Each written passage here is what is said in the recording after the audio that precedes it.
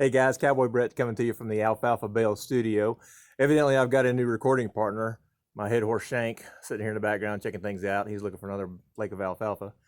But I wanted to share something with you guys tonight. Have you ever watched that TV show, Kids Say the Darndest Things? Man, the naivety of a kid cracks me up and the stuff that they will come up with. And so I got a couple of stories to share with you about my youngest son, Tyler. He... When he was about 3, we went to a friend of ours' wedding shower and got us some cake and everything like that. Had a good time.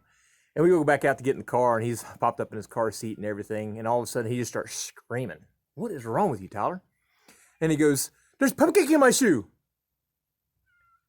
"There's what?" "There's cupcake in my shoe." He couldn't say cupcake. It was a pupcake that was stuck in his shoe. He had evidently dropped some of his icing in his cupcake that he was now calling a pupcake in his shoe. Pretty cute. Another time we were, it's actually on Halloween night. Tomorrow's Halloween here in 2020. And, well, what a year it's been, right? But it was Halloween one year. And we were in the back seat and in the car. And Tyler and Jake are in the back seat. And all of a sudden, Jake just starts this blood-curdling scream. Rah! Just screaming at the top of his lungs. And scares me. We're on the interstate. I whip it over to find out what's going on. We'll come to find out Tyler had swallowed a penny.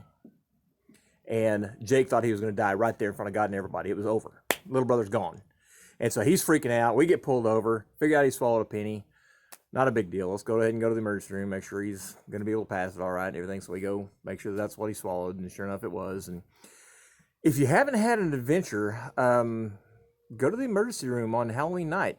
There's some crap you'll see there. Wild stuff. So anyway, that was one thing that Tyler had done. And then the red boxes that you see at all the convenience stores and the Dollar Generals and Walmarts and everything like that. Well, Tyler one time when he was about 4 or 5 was dying to be able to put those Netflix DVDs back into that machine.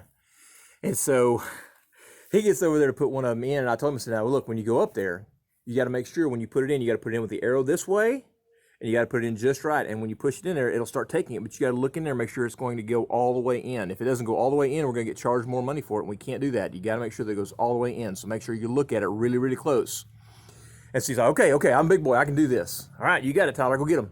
And so he goes bebopping up there, takes his little DVD, slides it into the device, and he watches it go in there.